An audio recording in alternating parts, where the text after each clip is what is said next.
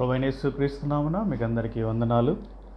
ఈ సాయంకాల సమయంలో యవనస్తుల కూడిక కొరకై తిరిగి చేరి వచ్చే భాగ్యము ప్రభువు మనకు అనుగ్రహించినాడు. అందుని బట్టి దేవునికి ఎంతో వందనాస్తులం. ఈ సమయంలో మనం యవనస్తుల కూడికను ప్రార్థన చేసుకుని ఆరంభించుకుందాం. దయచేసి కళ్ళు మూసుకునండి, మోకరించి.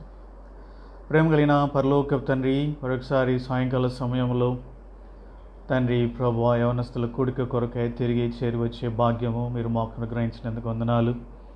మమ్మల్ని ఎంతో ప్రేమించి రక్షించి నీ బిడ్డలు మీరు రాజు వారసులుగా చేశారు. మీతో కూడా ఇక నుండి భాగ్యం ఇచ్చినారు. నీకు ఎంతో వందనాలు చెల్లించుకుంటున్నాం.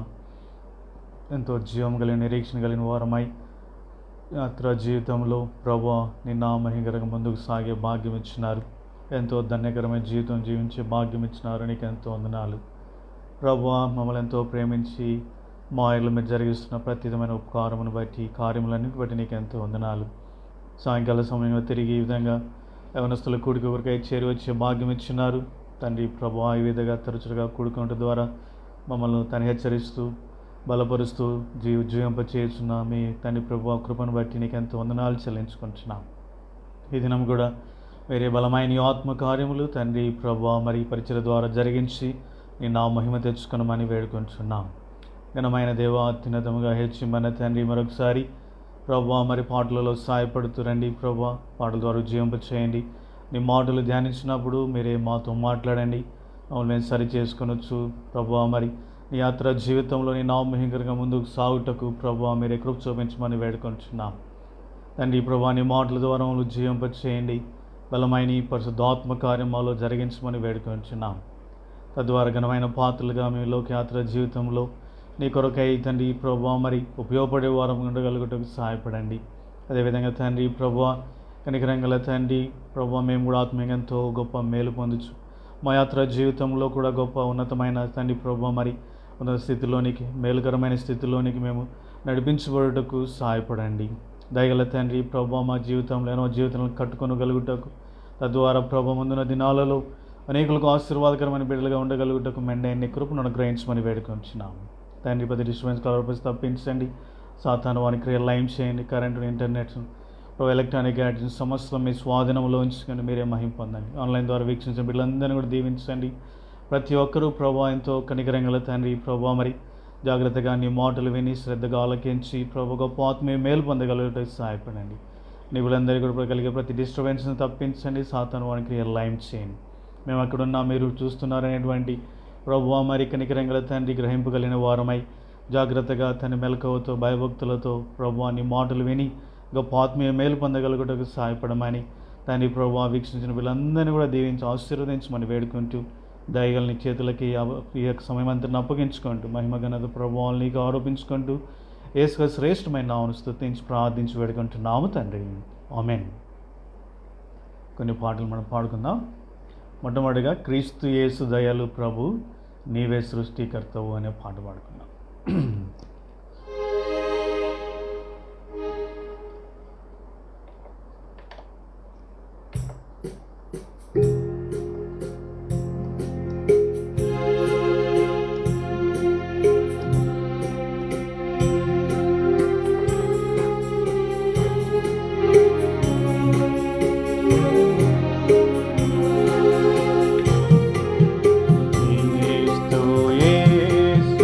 దయలు ప్రభు నీవే సృష్టికర్తవు, నీవే మా రక్షకుడవా, హల్లెలూయా పాడేదం. నీవే మా రక్షకుడవా, హల్లెలూయా పాడేదం. జగన జన్మించితివి, పేద గృహాన పెరిగితివి, సంకట కష్టములను భావించి మమ్ము రక్షించితివి. పాప జగన జన్మించితివి, పేద గృహాన పెరిగితివి సంకట కష్టములను భావించి మమ్ము రక్షించితివి ప్రియా యేసు మమ్ము రక్షించితివి ప్రియా యేసు మమ్ము రక్షించితివి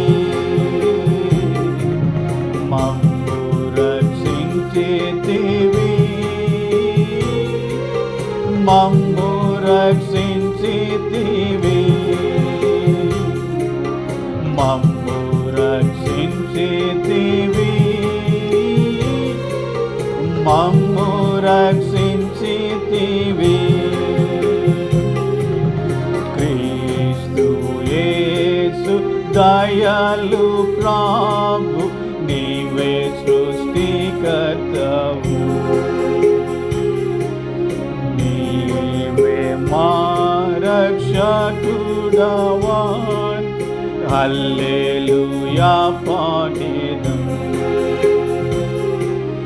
నీవే మా రక్షకుడవాన్ హల్లెలూయా పాడెదం జీవిత నావా తుఫాను చేత తల్లాడిల్లాగా ఒక్క మాటతో ఆజ్ఞాపించి తుఫాను నాపి దారికి చేర్చితివి జీవిత నావా తుఫాను చేత తల్లాడిల్లాగా ఒక్క మాటతో ఆజ్ఞాపించి తుఫాను నాపి దారికి చేర్చితివి ప్రియా యేసు దారికి చేర్చితివి ప్రియా యేసు దారికి చేర్చితివి దారికి చేర్చితివి దారికి చేర్చితివి దారికి చేర్చితివి దారికి చేర్చితివి క్రీస్తు యేసు దయాళు ప్రభు నీవే సృష్టికర్తవు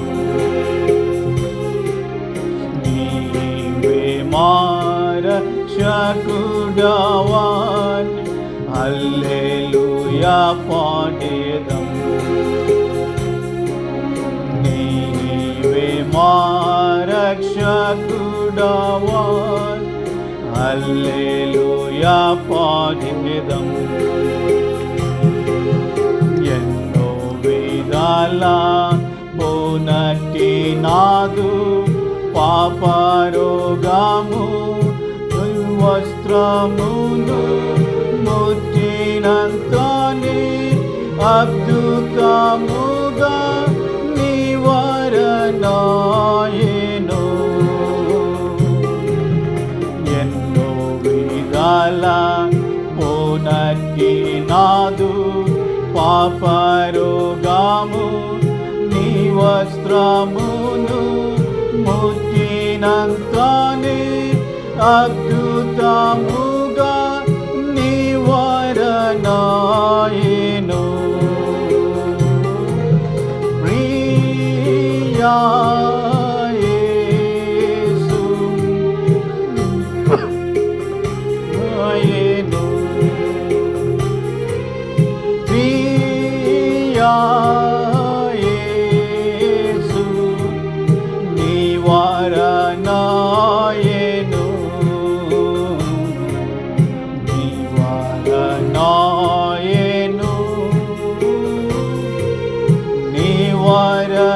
వరనాయెను నీ వరనాయెను నీ వరనాయెను క్రీస్తు యేసు దయాళు ప్రభు నీవే సృష్టికర్తవు నీవే మా రక్షకుడవా హల్లెలూయా పాడేదం నీవే మా రక్షకుడవా హల్లెలూయా పాడేదం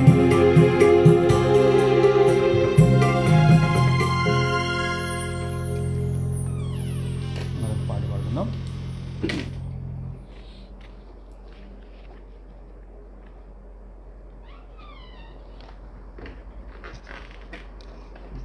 పేదన్నరుని రూపము ధరించి యేసురాజుని చెంత నిలిచి అని పాట పాడుకుందాం. మీరు దయచేసి కలిసి పాడండి. యూట్యూబ్లో లిరిక్స్ కూడా ఇస్తూ ఉంటున్నారు. దయచేసి మీరు కలిసి పాడాలని ప్రభు పేరిట కోరుతుంటున్నాను.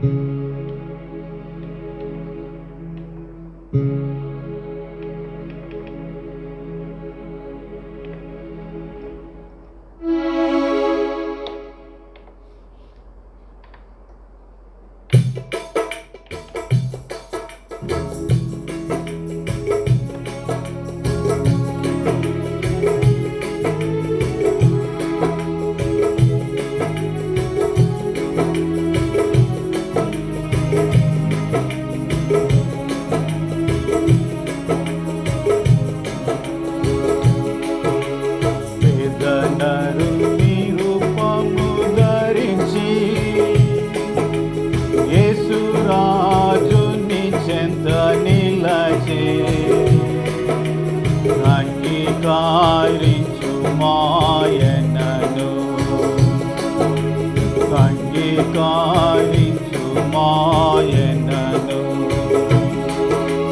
కల చేతులను సిల్లల్ కోటబడే ముల్ల మకుటము శిరసున పెట్టబడే కల చేతులను సిల్లల్ కోటబడే ముల్ల మకుటము శిరసున పెట్టబడే నింద వేదన శ్రమలన్ సహించెనేసు చిందే తన దురక్తముని పాపముకై దీనుడై నిన్ను పిలచుచుండే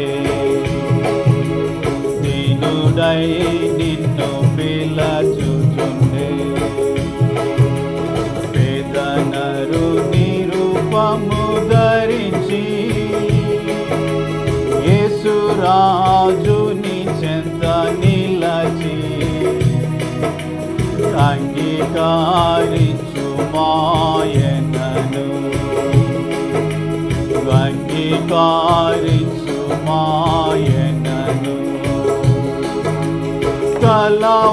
తలవాల్చుటకు ఇలా స్థలమిలేదు తప్పి తీర్చుకొన నీరు దొరకలేదు తలవాల్చుటకు నీరు లేదు తప్పి తీర్చుకొన నీరు దొరకలేదు తన్ను ఆదరించు వారెవరు లేరు ప్రియ రక్షకుడు సిలువలో వేలాడే పాటుపడే నిన్ను విడిపింపను పాటుపడే నిన్ను విడిపింపను వేదనరు నిరూపము రూపము ధరించి యేసు రాజుని చెంత నిలచే అంగీకరించు మాయనను అంగీకరించు మాయనను మాయాలోకమును నీవు నమ్మకుము మనుషుల మనసు మారిపోవు నీలా మాయాలోకమును నీవు నమ్మకుము మనుషుల మనసు మారిపోవు నీలం నిత్య దేవుని ప్రేమను నమ్మి నీవు నిశ్చయముగా ప్రభువులో ఆనందింప నేడేరమ్ము విశ్వాసముతో నేడేరమ్ము విశ్వాసముతో పేదనరు నిరూపము ధరించి యేసు రాజుని చెంత నిలచే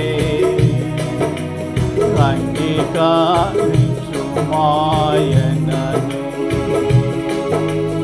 అంగీకరించు మాయనను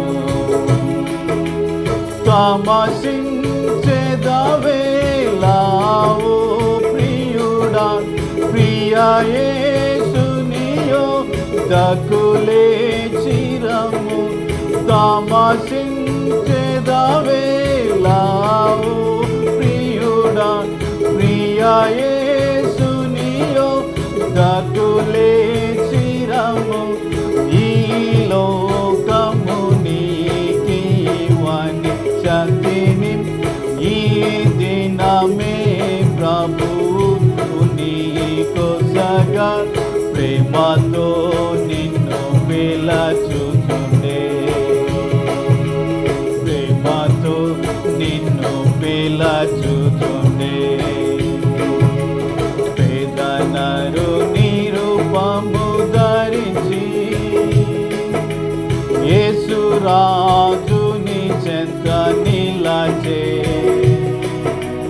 అంగీకరించు మాయనను అంగీకరించు మాయనను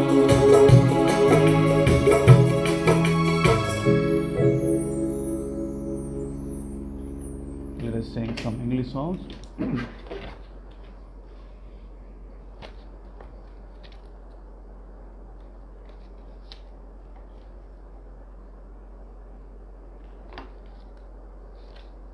Oh, glory to God, He has lifted me up.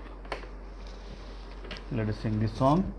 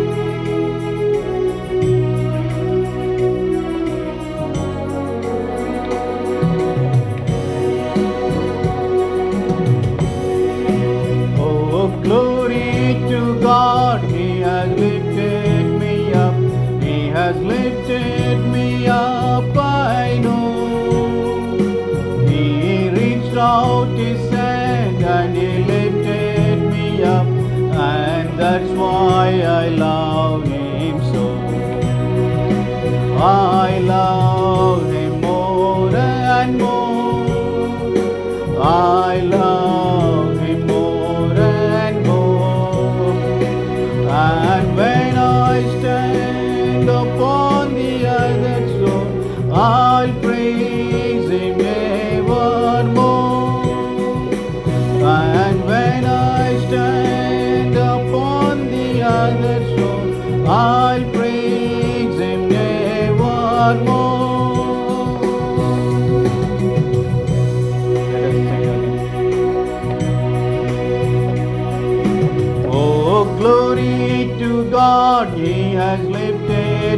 up. He has lifted me up, I know. He reached out his hand and he lifted me up, and that's why I love him so. I love him more and more. I love him more and more. And when I stand upon the other shore, I'll praise him evermore. And when I stand upon the other shore, I'll praise him evermore.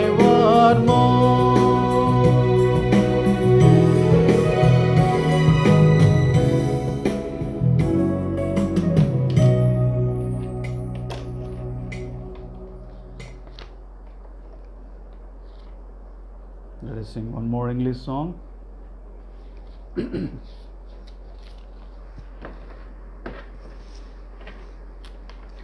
Jesus, name above all names. Let us sing this song.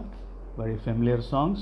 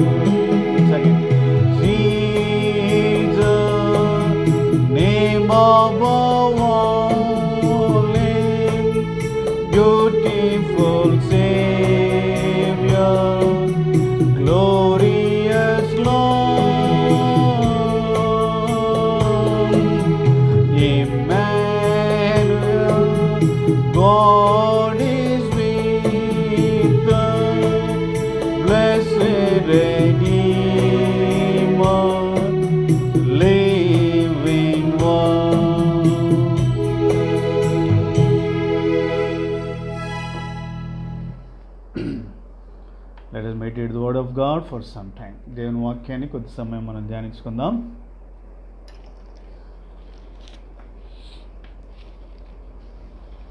ఈ సాయంకాల సమయంన మన యొక్క అంశం ఏంటి అంటే humbleness, the right meaning of it. దీనత్వము లేదా తగ్గింపు స్వభావము లేక వినయము, దీని యొక్క నిజమైన అర్థం ఏంటి? చాలా మార్లు ఈ దినాల్లో చాలామంది ఈ తగ్గింపు స్వభావం లేదా వినయము అనే దాని గురించి అయినా సరైన గ్రహింపు లేక చాలామంది రకరకాలుగా దాని గురించినటువంటి అనుమానాలు కలిగి ఉంటున్నారు.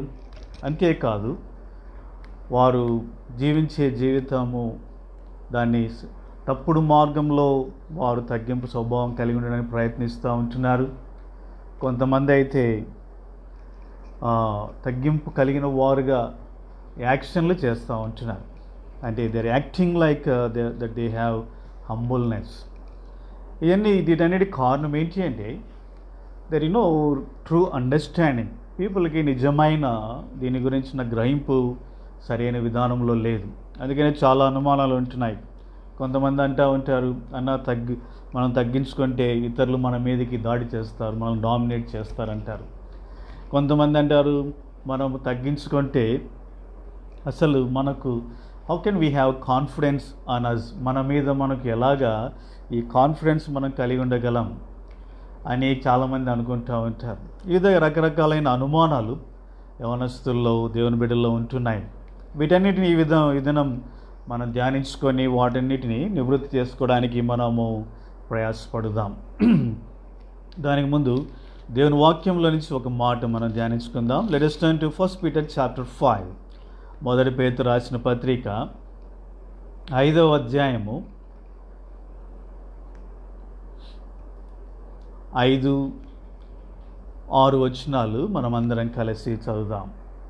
1 Peter chapter 5 verse 5 and 6. Let us read all together. చిన్నలారా, మీరు పెద్దలకు లోబడి ఉండి, మీరందరూ ఎదుటివాని ఎడల దీన మనస్సు అను వస్త్రము ధరించుకొని మిమ్మల్ని అలంకరించుకొని, దేవుడు అహంకారులను ఎదిరించి దీనులకు కృప అనుగ్రహించును. దేవుడు తగిన సమయమందు మిమ్మల్ని హెచ్చించినట్లు ఆయన బలిష్టమైన చేతి క్రింద దీన మనస్కులై ఉండుడి. దేవుని వాక్యము దీనులుగా మనల్ని ఉండమని ఎంతగానో హెచ్చరించు ఉంచున్నది.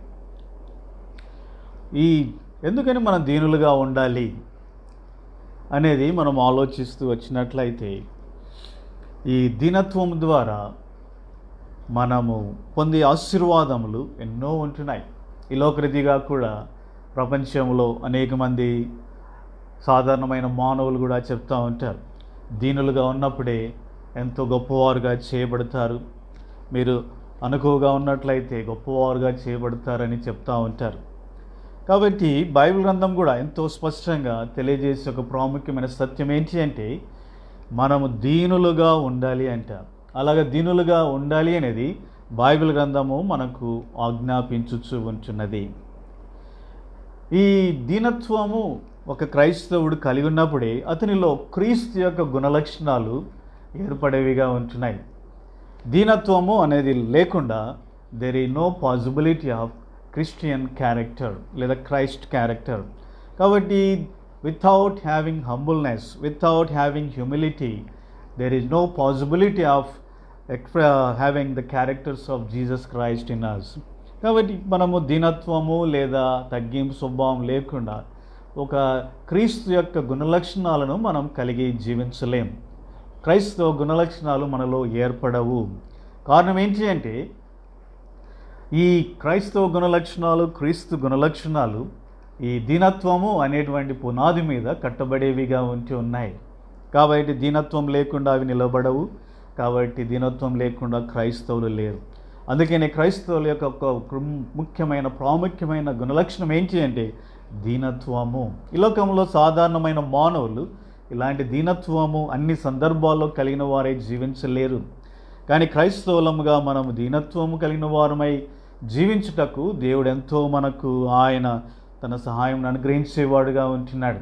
కానీ దీనులుగా మనం జీవించినట్లయితే నిజంగా మనము క్రీస్తు యొక్క గుణలక్షణాలు కలిగిన వారమై జీవించే వారముగా మనం ఉండగలం. అంతేకాదు బైబిల్ గ్రంథంలో మీరు ధ్యానిస్తూ వచ్చినట్లయితే దేవుని యొక్క భక్తులు అనేక మంది ఎంతగానో తమ జీవితంలో ఈ దీనత్వాన్ని కలిగిన వారై వారు జీవిస్తూ వచ్చినారు. హంబుల్నెస్ను కలిగిన వారై జీవిస్తూ వచ్చినారు. తద్వారా మనం వారి జీవితంలో వారు పొందిన హెచ్చింపును మనము చూడగలుగుతూ వచ్చినాం. వారు దేవుని చేత హెచ్చించబడిన వారుగా కనబడుతూ ఉంటున్నారు. ఎంతో గొప్ప ఆశీర్వాదములు వారు పొందిన వారుగా ఉంటున్నారు. కాబట్టి దీనులుగా మనం జీవించడం ద్వారా దేవాది దేవుని యొక్క దృష్టిలో మనం ఎంతో కృప పొందే వారముగా ఉంటున్నాం. కృప పొందుట ద్వారా ఆయన మనల్ని ఎంతగానో హెచ్చించేవాడుగా ఉంటాడు. ఆయన ద్వారా మనం ఎంతో దీవించబడే వారముగా మనము ఉండగలము. ఈ విధంగా దీనత్వము ద్వారా మనం పొందే ఆశీర్వాదములు బైబిల్ గ్రంథంలో ఎన్నో ఉంటున్నాయి. ఆయన మనకు కృపను అనుగ్రహిస్తాడు. ఆయనకు సహవాసము మనకు దొరికేదిగా ఉంటూ ఉన్నది. అంతేకాదు ఆయన ద్వారా మనం హెచ్చించబడే వారముగా మనం విల్ బి ఎగ్జాల్టెడ్. కాబట్టి ఈ విధంగా అనేక ఆశీర్వాదములు దీనులుగా మనం జీవించడం ద్వారా మనం పొందుతాము అని దేవుని వాక్యము మనకు తెలియజేయచ్చు ఉంటున్నది. ఈ సాయంకాల సమయమున మన యొక్క ప్రాముఖ్యమైన అంశం ఏంటి?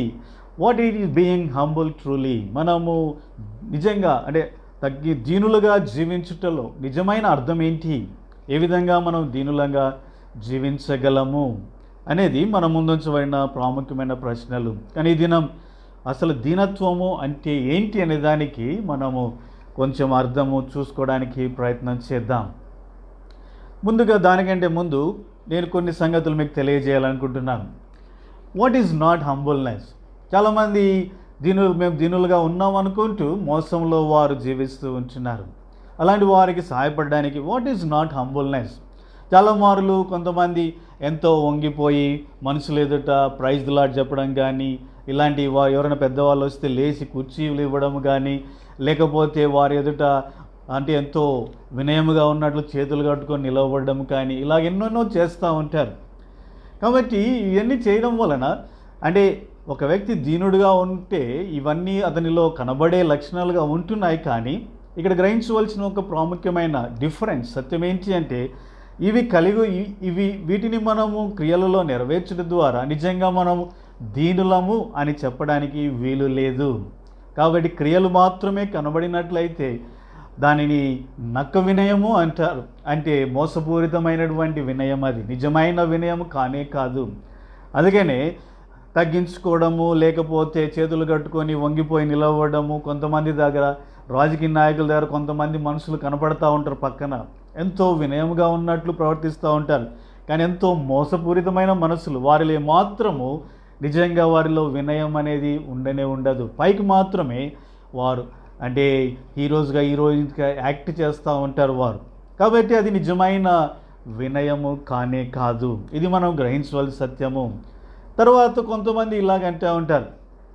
కాబట్టి కొంతమంది ఇలా దీనత్వము అంటే వారు ఏం చేస్తూ ఉంటారంటే, వారు ఇంకా కొంచెం బుద్ధిహీనంగా ఏమంటారంటే, వారు తమను తాము మేము బుద్ధిహీనులము, మేము పనికిరాని వారము, నీచులము, అయోగ్యులము, ఇంకా ఏం చెప్తూ ఉంటారంటే మేము దుమ్ము ధూళి, మేము కుక్క లాంటి వారం, పంది లాంటి వారం, ఇలా చెప్పుకుంటూ ఉంటారు. అలా చెప్పుకొని వారు అనుకుంటున్నారు మేము మమ్మల్ని దీనులుగా చేసుకుంటున్నాము అని అనుకుంటూ ఉంటారు. ఊరికే మాటలు మాత్రం పలికినంత మాత్రాన అది నిజమైన దీనత్వము కానే కాదు. నీ వైపు నువ్వు చూసుకొని ఐఎమ్ ద వర్స్ట్ పర్సన్ అని అనుకోవడం అనేది నిజమైన దీనత్వము కాదు. అది నీవు నష్టపరుచుకుంటున్నావు. కాబట్టి ఇక్కడ చాలామంది ఇలాగ యవనస్తులు ఒక ప్రశ్న వేశారు, నేను పనికిరాని వాను, నాకు జ్ఞానం లేదు, నాకు తెలివి లేదు, నేను బుద్ధిహీనుడను అని నేను ఎల్లప్పుడూ అనుకుంటూ జీవించినట్లయితే how can I confidence in this world? ఏ విధంగా నేను కాన్ఫిడెన్స్ కలిగి నేను ముందుకు సాగగలను అని వారు ప్రశ్నిస్తూ ఉంటున్నారు. నన్ను గురించి నేను గొప్పగా అనుకున్నప్పుడు, నేను సాధించగలను, నాకు శక్తి ఉంది, నాకు సామర్థ్యం ఉంది అని నేను అనుకున్నప్పుడే కదా నిజంగా ఏదైనా నేను చేయగలను. కాబట్టి మరి నేను అలాగ అనుకోకపోతే, నేను పనికిరాని వాడని, తెలివి లేదు, నాకు బుద్ధి లేదు అని నేను అనుకుంటూ వచ్చినట్లయితే how can I have confidence అని వారు అడుగుతూ ఉంటారు. దీని గురించి మనం ముందు ధ్యానించబోయే అంశంలలో దీని జవాబును మనము చూద్దాం. కాబట్టి ఏదో మన వైపు మనం చూసుకొని మనము పనికిరాని వారము, లేకపోతే ఏమీ లేదు నాకు అని అనుకుంటూ జీవించడం అనేది అది అంటే నిజమైన అది వినయము కాదు. ఇది మనం గ్రహించవలసిన వారముగా మనం ఉంటున్నాం. తర్వాత ఇంకా కొంతమంది అయితే తాము దీనులమని చెప్పుకోవడానికి చిరిగిపోయిన బట్టలు, తునిగిపోయిన చెప్పులు, లేకపోతే ఇంకా చునిగిపోయినటువంటి బ్యాగులు, ఇలాగే ఎన్నో వరకు కొనడానికి ఆస్తి ఉన్నా, డబ్బులున్నా వాటన్నిటిని తీసుకోకుండా వారేదో తమ దీనులుగా చూపించుకోవడానికి ప్రయత్నం చేస్తూ ఉంటారు. ప్రియమైన సోదరి సోడా, ఇది కూడా నిజమైన దీనత్వము కాదు. కాబట్టి మనం గ్రహించాలి, ఏదో పైకి మనం బాహ్యముగా కొన్ని సంగతుల ద్వారా మనల్ని దీనులను అని చెప్పుకోవడానికి మనం ప్రయత్నిస్తూ ఉన్నట్లయితే అది మనము ఇతరులను మోసగించడానికి చూస్తున్నాం, మనల్ని మనం మోసగించుకుంటున్నాం. అది నిజమైన దీనత్వము కానే కాదు. కానీ ఒక వ్యక్తి దీనుడుగా ఉంటే ఈ లక్షణాలు అతనిలో కనబడవచ్చు. కానీ కేవలం ఈ లక్షణాలు ఉన్నంత మాత్రాన అతడు దీనుడని మనం చెప్పడానికి వీలు లేదు. కాబట్టి ఇది మీరు అర్థం చేసుకోవాలి. ఈ పాయింట్ మీకు అర్థమైంది అనుకుంటాను. కేవలము క్రియలున్నంత మాత్రాన దీనులని మనం చెప్పలేము. కానీ నిజంగా అంతరంగంలో దీనత్వము కలిగిన వారిలో ఇలాంటి బిహేవియర్ మనకు కనబడేదిగా ఉంటుంది. కాబట్టి అది నిజంగా అంతరంగంలో దీనత్వం ఉండి ఇలాంటి బిహేవియర్ ఉన్నట్లయితే నిజంగా వారు యథార్థంగా దీనులు అని మనము చెప్పవచ్చు. కాబట్టి సాయంకాల సమయమున మనం ఇలాంటి మోసపూరితమైన వినయంలో మనం ఉన్నట్లయితే దయచేసి మన వైపు మనం చూసుకుందాం. ప్రియమైన యవనస్తురాల, ఇలాంటి వినయము ఏమాత్రము పనికిరాదు. దేవుడు మన దేవుని యొక్క ఆయన యొక్క ఉన్నతమైనటువంటి గుణలక్షణం ఏంటి అంటే ఆయన మానవులను కేవలం బాహ్యముగా మాత్రమే చూచువాడు కాదు. మనమైతే మానవులం కాబట్టి అంతరంగములను చూడలేం, మనసులను గ్రహించలేం, హృదయాలను చూడలేము. కానీ మన దేవుడు ఆయన హృదయములను పరిశీలించువాడు. ఆయన ఎదుట మన హృదయాలు తెరచిన పుస్తకాలే వలె ఉంటున్నాయి.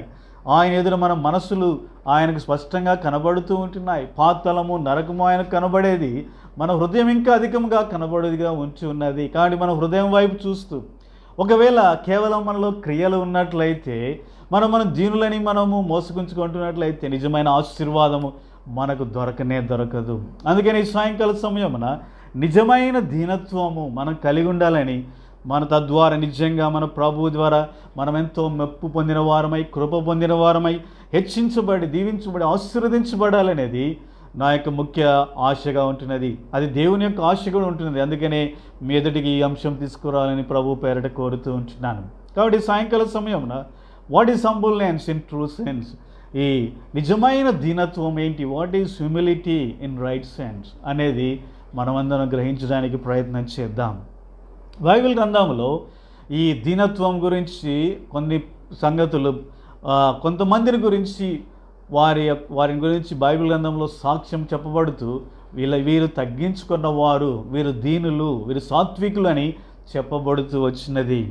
కాబట్టి బైబిల్ గ్రంథము మానవులు సాక్ష్యం చెప్పినట్లయితే అది అసత్యం కావచ్చు, కానీ దేవుని వాక్యంలో పరిశుద్ధాత్మ ద్వారా ఈ యొక్క సాక్ష్యాలు రాయబడినప్పుడు నిజంగా ఆ సాక్ష్యాలు ఎంతో సత్యమైనవిగా ఉంటున్నాయి.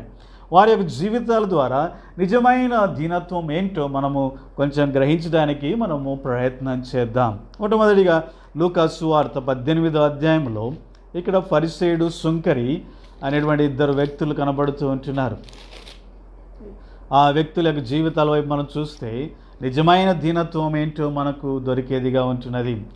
లూకా సువార్త 18:13. Luke's Gospel chapter 18 verse 13 and 14. Let us read all together.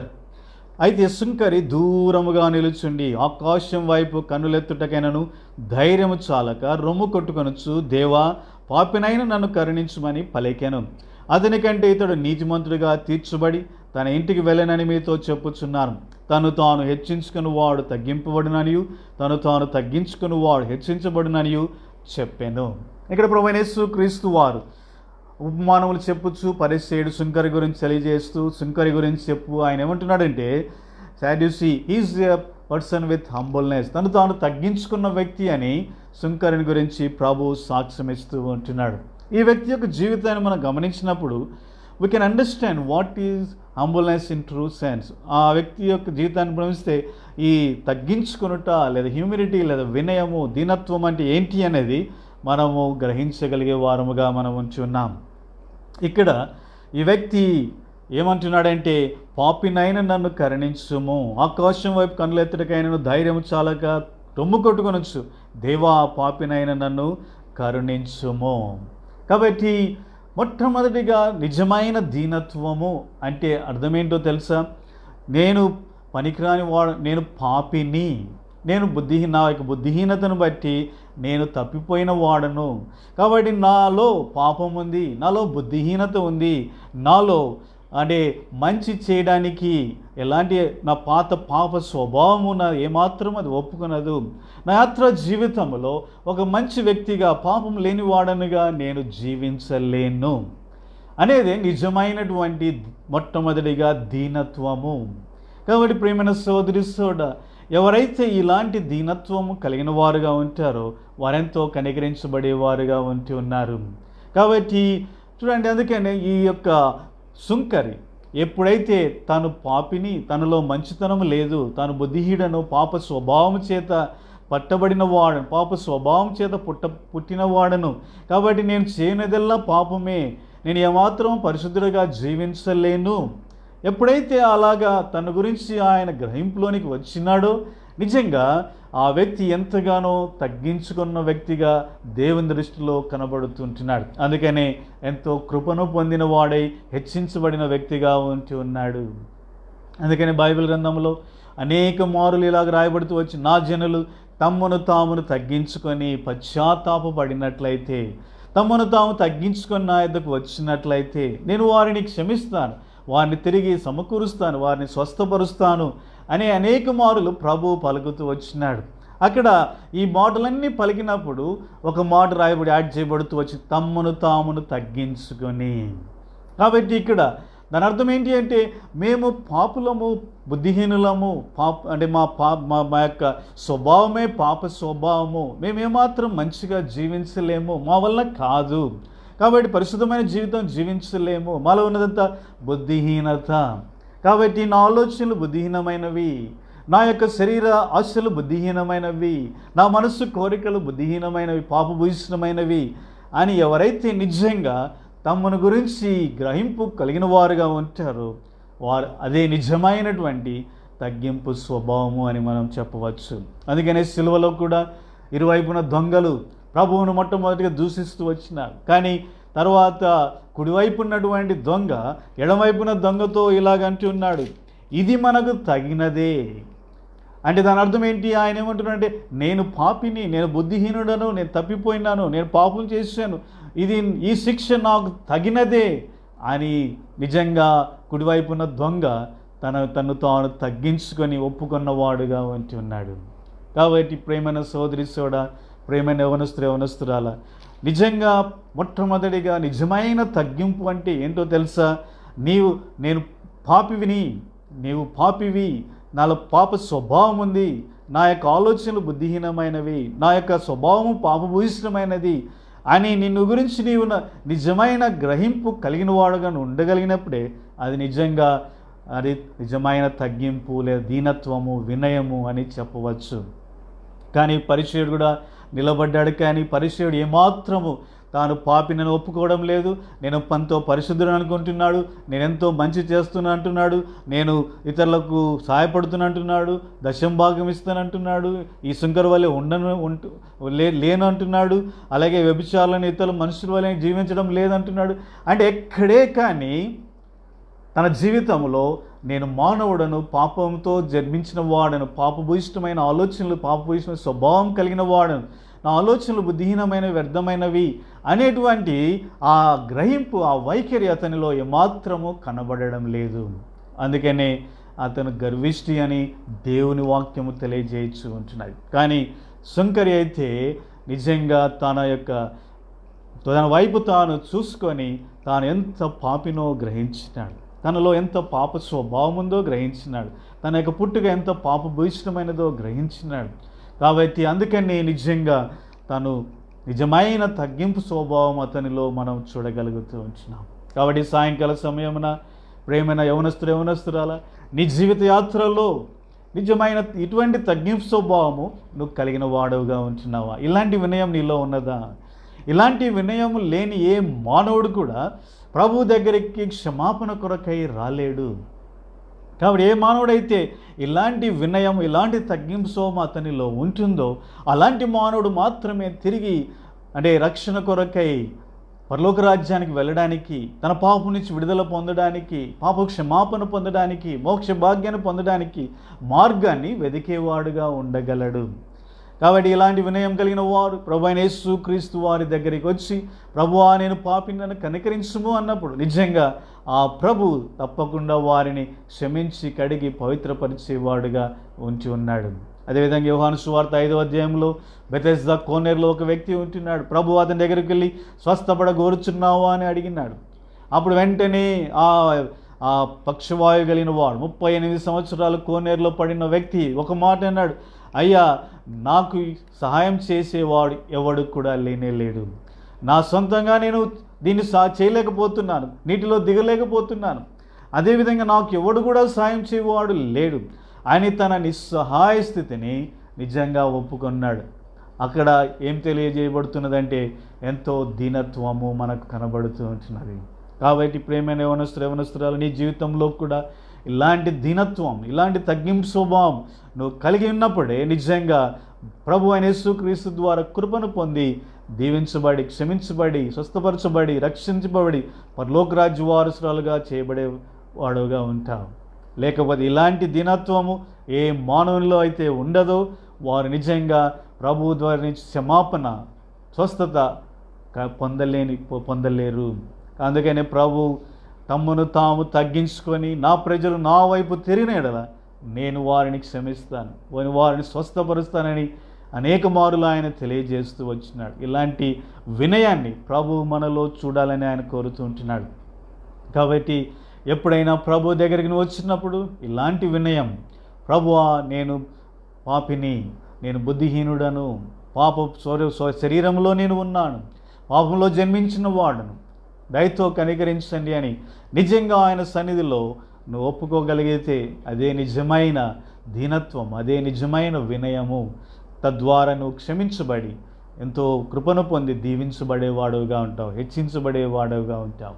కాబట్టి మొట్టమొదటిగా నిజమైన దీనత్వము అంటే ఇదే.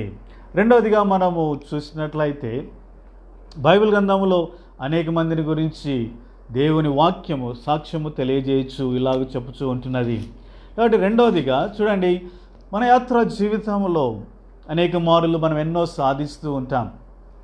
మనకు చదువులు ఉండవచ్చు, మనకు తలాంతులు ఉండవచ్చు, లేకపోతే మనకు ఆస్తులు ఉండొచ్చు, అంతస్తులు ఉండొచ్చు, అధికారం ఉండవచ్చు, లేకపోతే రకరకాలైనటువంటి మనము ఎన్నో పొందిన వారముగా ఉంటాం. ఎన్ని పొందిన మనము నిజంగా మనల్ని మనం దీనులుగా చేసుకోవడం అనేది అది ఎంతో కష్టమైనదిగా ఉంటుంది. కానీ బైబిల్ గ్రంథం ఏం చెప్తూ ఉంటున్నది? ఒకరినొకరు హెచ్చుగా ఎంచుకొనండి అని దేవుని వాక్యం తెలియజేస్తూ ఉంటున్నది. చూడండి, ఒక మంచి వ్యక్తి ఉన్నాడు, ఒక మంచి కలెక్టర్ ఉన్నాడు అనుకోండి, చర్చికి వచ్చాడు. చర్చిలో ఒక చిన్న అంటే కూలి అతను చర్చిలోకి వచ్చినాడు. ఇప్పుడు కలెక్టర్ ఏ విధంగా ఆ కూలి చేసే అతన్ని కూలివాడిని తనకంటే హెచ్చుగా ఎంచుకోగలడు? Is it possible in real sense? సాధారణంగా అది సాధ్యమవుతుందా? అది సాధ్యం కాదు. కానీ ఏ విధంగా మరి బైబిల్ గ్రంథం చెప్పుచూ ఉంటున్నది? నీ సహోదరుని నీకంటే హెచ్చుగా ఎంచుకొనుము. అలాగే రోమేలకు రాసిన పత్రిక 12వ అధ్యాయం 3వ వచనంలో దేవుని వాక్యంలో ఏమని చెప్పబడుతుందంటే, ప్రతివాడు తను తాను ఎంచుకున్న దానికంటే ఎక్కువగా ఎంచుకోవద్దు అని దేవుని వాక్యము తెలియజేయచ్చు ఉంటున్నది. కాబట్టి ప్రియమైన యవనస్తురాల, ఇలాంటి పరిస్థితుల్లో నిజంగా మరి ఎలాగూ మనం దీనత్వము చూపగలం, ఎలాగ దీనత్వం మనం కలిగిన వారముగా మనం ఉండగలం? What is real humbleness? ఇలాంటి స్థితిలో నిజమైన దీనత్వం ఏంటి అనేది మనం ఆలోచించినట్లయితే మీ ఎదుటికి ఒక ఉదాహరణ నేను తీసుకొని రావాలనుకుంటున్నాను. చూడండి, 2వ కొరింథీయులకు రాసిన పత్రిక 12వ అధ్యాయము అపోస్తలుడైన పౌలు ఇక్కడ ఒక మాట అంటున్నాడు. 2వ కొరింథీయులకు రాసిన పత్రిక 12వ అధ్యాయము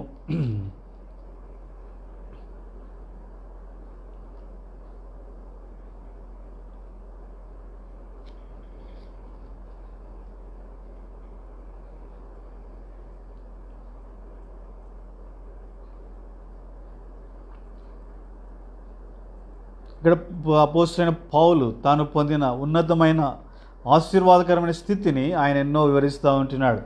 ఆయన ఆకాశమునకు 3వ ఆకాశమునకు కొనుపబడిన వ్యక్తిగా మన దగ్గర కనబడుతూ ఉంటున్నాడు. అంతేకాదు అపోస్తలుడైన పౌలు ఎన్నో ఘనకార్యములు చేసిన వాడుగా ఉంటున్నాడు, ఎన్నో సువార్తలు ఆయన ప్రకటించిన వాడుగా ఉంటున్నాడు. ఆయన ఎన్నో సంఘాలు స్థాపించిన వాడుగా ఉంటున్నాడు. ఎంతోమందికి సువార్త ప్రకటించి గొప్ప గొప్ప కార్యములు చేసిన వ్యక్తిగా మనకు ఈ 2వ కొరింథీ 12వ అధ్యాయంలో అపోస్తలుడైన పౌలు తెలియజేయచ్చు ఉంటున్నాడు. ఇవన్నీ చెప్పుచు ఆయన ఏమంటున్నాడంటే, ఇవన్నీ కేవలము ఇలాగ నేను చేయగలుగుతున్నానంటే, ఇలాగ నేను ఉండగలుగుతున్నానంటే అది కేవలము దేవుని యొక్క కృప అని ఆయన అంటున్నాడు. 1 కొరింథీ 15వ అధ్యాయంలో 10వ వచనంలో అంటున్నాడు, ఆయనను నేనేమై ఉన్నానో అది దేవుని కృప వలనే అయి ఉన్నాను, ప్రయాసపడినది నేను కాను, నాకు తోడైన దేవుని కృపయే. కాబట్టి ఇక్కడ మనము నిజమైన దీనత్వము అంటే ఏంటి అంటే, మనకెన్నో ఉండవచ్చు, ఆస్తులు అంతస్తు ఉండవచ్చు, చదువులు ఉండవచ్చు, తలాంతులు ఉండవచ్చు, ఉద్యోగాలు ఉండవచ్చు, గొప్ప శాలరీస్ ఉండవచ్చు, లేకపోతే మనం ఎటువంటి స్టేజ్లోనైనా మనం ఉండవచ్చు. చిన్న ఉద్యోగస్తులు, పెద్ద ఉద్యోగస్తులు, లేదా ఉన్నతమైన ఉద్యోగస్తులు ఉండవచ్చు, అధికారం కలిగిన వారుగా ఉండవచ్చు. కానీ ఏ స్థితిలో ఉన్నా ఒక క్రైస్తవుని యొక్క నిజమైన దీనత్వము ఏంటి, దేవుని బిడ్డ యొక్క నిజమైన దీనత్వము అంటే ఏంటి అంటే, మనం ఏం చేయాలంటే, చూడు, నేను ఏది కలిగి ఉన్నా అది కేవలము దేవుని యొక్క కృప వలనే కలిగి ఉన్నాను. నాకు గొప్ప ఉద్యోగం ఉంది, it is because of his grace. నాకు ఆస్తి ఉంది, అది దేవుని కృపనే. నాకు వాక్యం బోధించే తలాంతు ఉంది, దేవుని కృపనే. పాటలు పాడే తలాంతు ఉంది, దేవుని కృపనే. నాకు తలాంతులు ఉన్నాయి, దేవుని యొక్క కృపనే. నాకు అధికారం ఉంది, దేవుని యొక్క కృపనే. కాబట్టి మనం ఏ స్థితిలో ఉన్నా మనం నిజంగా గ్రహించవలసిన ఒక ప్రాముఖ్యమైన సత్యం ఏంటి అంటే, whatever we are, it is because of the grace of God. దేవుని యొక్క కృప వలనే మనము అయి ఉంటున్నాం. కాబట్టి ప్రియమైన సోదరి ఎప్పుడైతే ఇలాంటి ఆలోచన మనం కలిగి ఉంటామో, కాబట్టి వెంటనే మనలో దీనత్వం అనేది ఉంటుంది. కాబట్టి ఎవరైతే తమ యొక్క ఉద్యోగాలు, తన చదువులు, లేకపోతే ఆస్తులు, అంతస్తులు, వీటన్నిటిని ఇది నేను సాధించింది, నేను కష్టపడ్డాను, నా తెలివి ద్వారా నేను సంపాదించుకున్నాను, నా యొక్క జ్ఞానము ద్వారా నేను సంపాదించుకున్నాను, లేకపోతే నాకు ఇలాంటి తలాంతులు ఉన్నాయి, నాకు ఈ శక్తి ఉంది, సామర్థ్యం ఉందని ఎవరైతే తమ వైపు వేలు చూపిస్తారో వారిలో దీనత్వము లేదు. వారు తమను తాము హెచ్చించుకునేవారుగా ఉంటారు. ఇతరులను తమ కంటే హెచ్చుగా ఎంచలేరు, తమను తాగినంతగా ఎంచుకునేవారుగా కూడా ఉండలేరు. కాబట్టి ప్రియమైన సోదరి సాయంకాల సమయం నిజమైన దీనత్వము ఏంటో తెలుసా? మనము ఏ స్థితిలో నువ్వు నిజమైన దీనత్వం అంటే అర్థం ఏంటి అంటే, ఈ స్థితిలో నేను ఉన్నాను, దానికి కారణము దేవుని యొక్క కృపయే అనేదే నిజమైన దీనత్వము. Whatever I am, it is because of grace of God. దేవుని యొక్క కృప వలనే నేను ఉన్నాను. ఎప్పుడైతే ఏ క్రైస్తవుడైతే ఇలాగా అనుకుంటాడో, కాబట్టి ఆ వ్యక్తి ఎటువంటి ఈ లోకరీతిగా ఫిజికల్గా ఎటువంటి స్థితిలో ఉన్నా కానీ ఇతరులను తనకంటే హెచ్చుగా ఎంచగలడు, లేకపోతే ఇతరులతో ఎంతగానో ఇతరులకు ఘనతను, గౌరవాన్ని ఇవ్వగలడు. అదేవిధంగా తన జీవితంలో ఎక్కడే కానీ ఆ అంతరంగంలో తాను సంథింగ్ అనేటువంటి అహంకారము కానీ, లేకపోతే ఆ యొక్క గర్వము కానీ ఏమాత్రము కలిగిన వాడుగా ఉండడు. ఎందుకంటే he is giving all glory and honour worthiness to God. కాబట్టి తాను పొందిన సమస్తానికి కారణము దేవుడని చెప్పుచు దేవుణ్ణి గణపరుస్తున్నాడు గనక తనకు ఘనత ఏమాత్రం అతను కోరుకొనడం లేదు గనక నిజమైన తగ్గింపు స్వభావము, దీనత్వము అతనిలో మనము చూడగలం. కాబట్టి ప్రియమైన సోదరి ఈ విధంగా బైబిల్ గ్రంథంలో మనం చూడవచ్చు, దేవుని బిడ్డలు వారు ఎంతగానో ఎన్నో సాధించినారు, కానీ ఎప్పుడే కానీ వారు గర్వముతో లేరు. ఇతరులను వారు ఎంతగానో గణపరిచినారు, తమ కంటే హెచ్చుగా ఎంచిన వారుగా ఉంటున్నారు. మనం ఎన్నో ఎగ్జాంపుల్స్ మనం దేవుని వాక్యంలో చూడగలుగుతూ ఉన్నాం. కాబట్టి అపోస్తలుడైన పేతురు కూడా ఎంతగానో ఇతరులను హెచ్చుగా ఎంచిన వాడుగా ఉంటున్నాడు, దీనుడుగా చేయబడ్డానికి ఎంచుకున్న వాడుగా ఉంటున్నాడు. అపోస్తలుడైన పౌలు జీవితంలో కూడా మనం చూడగలుగుతుంటున్నాం, ఎన్నో సాధించినాడు. కానీ ఆ పౌలు అంటున్నాడు, నేనేమై ఉన్నానో అది కేవలం దేవుని యొక్క కృప. అందుకని ఎక్కడే కాని వారిలో ఈ యొక్క గర్వము, అహంకారం మనం చూడము. అంతేకాదు దావీదు కూడా ఒకసారి గొలియాతు మీదకి యుద్ధానికి వెళుతూ ఉంటున్నాడు. అలాంటి పరిస్థితులలో పెద్దన్న దావీదుని పిలిచి ఎంతగానో అతన్ని తిట్టినవాడుగా ఉంటున్నాడు. అలాగా దావీదును గద్దించినప్పుడు దావీదు నిజంగా ఎంతో గర్వంతో మాట్లాడిండవచ్చు. ఏమని ఉండవచ్చు? మీరంతా గొల్యాతును చూసి భయపడి పారిపోతున్నారు, కానీ నేను గొల్యాతును జయించడానికి ముందు వెళ్తున్నాను. మీరు ఒక కొద్ది సమయం ఆగు, ఎవరు గొల్యాతును ఓడిస్తారో నువ్వు చూస్తావు అని ఇలాగా గర్వముగా మాట్లాడిండవచ్చు. కానీ దావీదేమన్నాడు తెలుసా? నేనేమి చేసేదని మాట మాత్రం పలికెత్తని అని అక్కడి నుంచి వెళ్ళిపోయిన వాడుగా ఉంటున్నాడు. కారణం ఏంటో తెలుసా? దేవుని బిడ్డలలో ఉండేటువంటి ఒక గొప్ప ఈ దేవుని యొక్క భక్తులలో ఉండేటువంటి గుణలక్షణం ఏంటి అంటే, వారు అన్ని వేళలా వారు కలిగిన తాత్పర్యము, వైఖరి ఏంటి అంటే, మేమేమై ఉన్నామో అది కేవలము దేవుని యొక్క కృప. కాబట్టి అందుకని వారిలో ఎక్కడే కానీ వారు పొందిన ఆశీర్వాదకరమైన స్థితిని బట్టి గర్వము వారిలో కనపడలేదు. ఇంకా మనము దానియేలు జీవితం ఒకసారి చూద్దాం. దానియేలుకు రాజు పిలిచినాడు. ఆ మొత్తము రాజుకు ఒక కళ వచ్చింది. కళ భావాన్ని నాకు చెప్పాలని అక్కడ ఉన్నటువంటి జ్ఞానులను, శాస్త్రులను అనేక మందిని పిలిచినాడు. కానీ వారెవ్వరు కూడా ఇది అసాధ్యం అంటూ వచ్చినారు. దానియేలు కూడా పిలువబడుతూ వచ్చినాడు. కాబట్టి దానియేలు సమయం అడిగినాడు. ఇంటికి వెళ్ళి స్నేహితులతో కలిసి ప్రార్థించినాడు. అలా ప్రార్థించినప్పుడు దేవుడే దానియేలుకు ఆ కళ భావాన్ని తెలియజేస్తూ వచ్చినాడు. అప్పుడు తిరిగి దానియేలు రాజు సముఖమునకు వచ్చినాడు. రాజు సముఖంకి వచ్చి దానియేలు ఏమని పలికినాడో చూడండి. ఇక్కడ దానియేలు నిజంగా ఎంతో తను తాను హెచ్చించుకుని ఉండవచ్చు. రాజా, నేనేమనుకుంటున్నావు అని ఆ దానియేలు గర్వపడి ఉండవచ్చు. కానీ దానియేలు ఏమాత్రము గర్వపడకుండా దానియేలు ఏమంటున్నాడో చూడండి. దానియేలు గ్రంథం 2వ అధ్యాయం 30వ వచనం. Book of Daniel chapter 2 verse 30. ఇతర మనుషులందరికంటే నాకు విశేష జ్ఞానం ఉండటం వలన ఈ మర్మము నాకు బయలుపరచబడలేదు. కాబట్టి ప్రియమైన యవనస్తురాల దానియేలు చూడండి ఏమంటున్నాడంటే, ఇది నాకు ఈ కళ దాని భావము తెలిసిందంటే నాకు విశేషమైన జ్ఞానం ఉందని కాదు. కేవలము అది దేవుని యొక్క కృప, ఆయన కనికరం, ఆయన వాత్సల్యత, ఆయన యొక్క దయ.